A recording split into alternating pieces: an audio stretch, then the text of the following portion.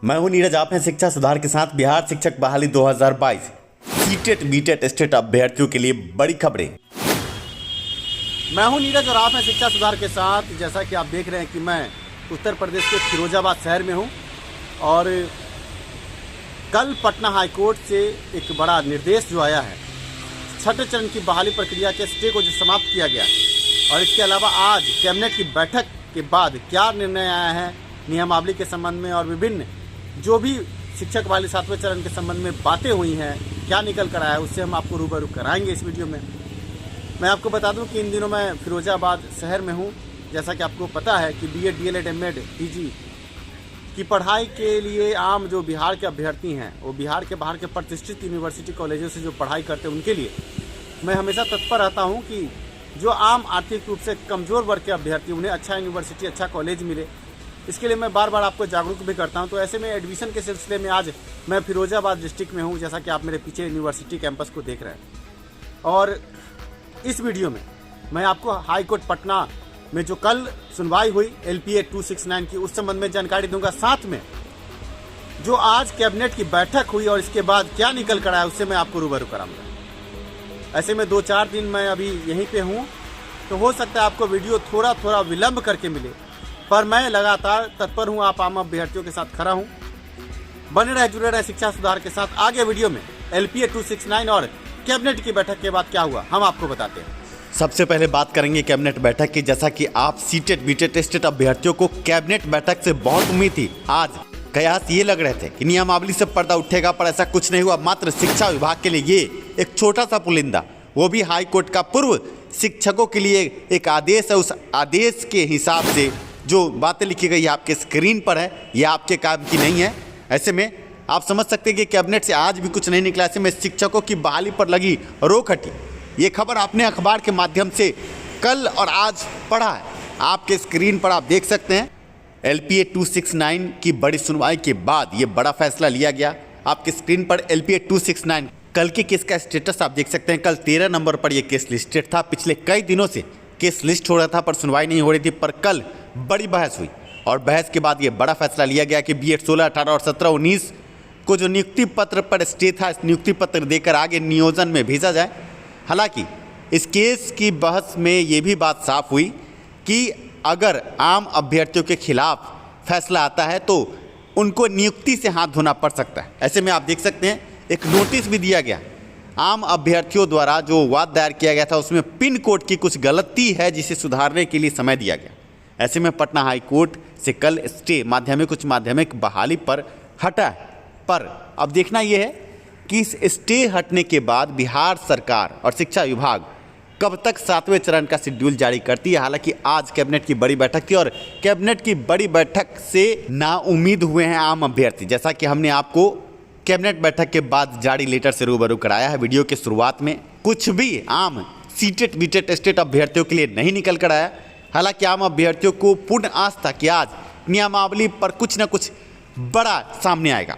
ऐसे में आपको बता दें कि पिछले दिनों शिक्षा विभाग में आम शिक्षक संघ और शिक्षक अभ्यर्थियों के साथ शिक्षा मंत्री की जो बैठक आपने देखी, वो बैठक आम अभ्यर्थियों के लिए निराशा की सिवा और कुछ साबित होती नजर नहीं आ रही है।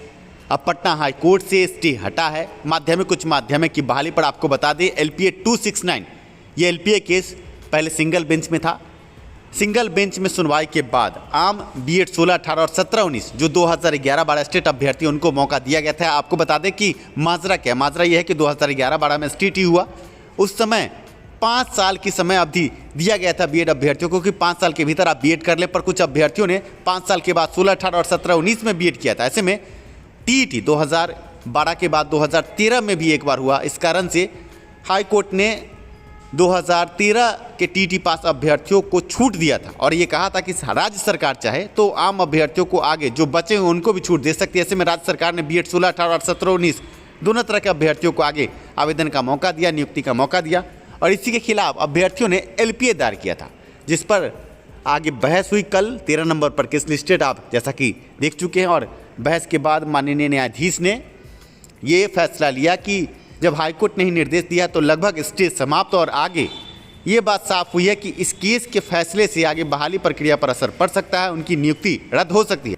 पर अब देखना यह है कि हाई कोर्ट आगे केस की सुनवाई के बाद क्या फैसला देती है। अगर आप बिहार के बाहर के प्रतिष्ठित यूनिवर्सिटी कॉलेजों से बीएड, डीएलएड, एमएड, पीजी की पढ़ाई करना चाहते हैं तो स्क्रीन पर दिए नंबर पर आप संपर्क कर सकते हैं। कैबिनेट की बैठक दिनांक 29 नवंबर 2022 मंगलवार को 4:30 बजे जो हुई है, आप देख सकते हैं कला संस्कृति एवं युवा विभाग के साथ कई विभागों की बड़ी बैठक के संबंध में बड़ी बातें पर शिक्षा विभाग फिर से सिफर नजर आया। कुछ भी शिक्षा विभाग के संबंध में बड़ा नजर नहीं आया।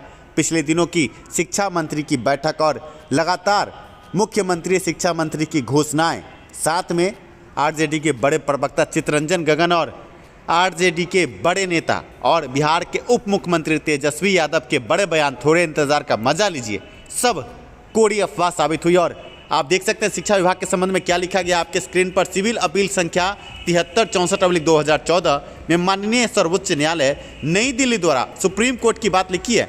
दिनांक 5/5/2022 को पारित आदेश के अनुपालन में विज्ञापन संख्या 187 के तहत +2 व्याख्याता के पद पर नियुक्त बिहार राज्य के अंतर्गत कार्यरत सेवानिवृत्त 226 पदाधिकारियों को अवर शिक्षा सेवा शिक्षा शाखा का भाग मानते हुए नियुक्ति की तिथि से बिहार शिक्षा सेवा में संविलियन भूत लक्षी प्रभाव से सभी परिणामी लाभ देने उक्त 226 पदों को बिहार शिक्षा सेवा में उत्क्रमित करने तथा परिणामी लाभ के उपरांत उक्त पदों को मननशील घोषित करने का प्रस्ताव पर मंत्री परिषद की स्वीकृति के संबंध में आप समझ सकते हैं कि सुप्रीम कोर्ट के किसी बड़े निर्देश की बात की गई है और जो पूर्व से शिक्षक हैं उनके संबंध में ये आदेश आया है।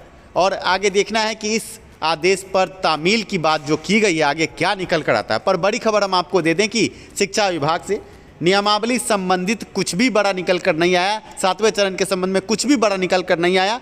हालांकि कल हाई कोर्ट से LPA 269 के केस में जो स्टे था उसको ख़त्म किया गया और पटना सहित कई जिलों में जो नियोजन की प्रक्रिया स्थगित थी वहां पर अब नियोजन की प्रक्रिया आगे बढ़ेगी और आम अभ्यर्थियों को लाभ मिलेगा। देखना यह है कि आगे हाई कोर्ट का उस केस में क्या फैसला आता है। ऐसे में देखने वाली बात यह भी है कि गुणवत्तापूर्ण शिक्षा और शिक्षकों की कमी को लेकर जो बड़ा PIL CWSE 4281/2019 जिसमें आगे सुनवाई लगातार टल रही है, पर आगे कुछ दिनों में बड़ी सुनवाई होगी।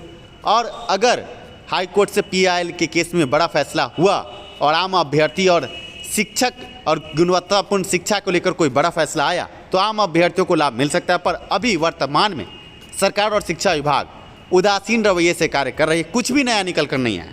अगर आप बिहार के बाहर के प्रतिष्ठित यूनिवर्सिटी कॉलेज से BEd, DLEd, MAd की पढ़ाई करना चाहते हैं तो स्क्रीन पर दिए नंबर पर आप संपर्क कर सकते हैं। शिक्षा में सुधार हो, सभी के पास रोजगार हो, इसी नारे के साथ मिलते हैं अगले वीडियो में। धन्यवाद वीडियो देखने के लिए। वीडियो पसंद आया हो तो लाइक ज़रूर करें।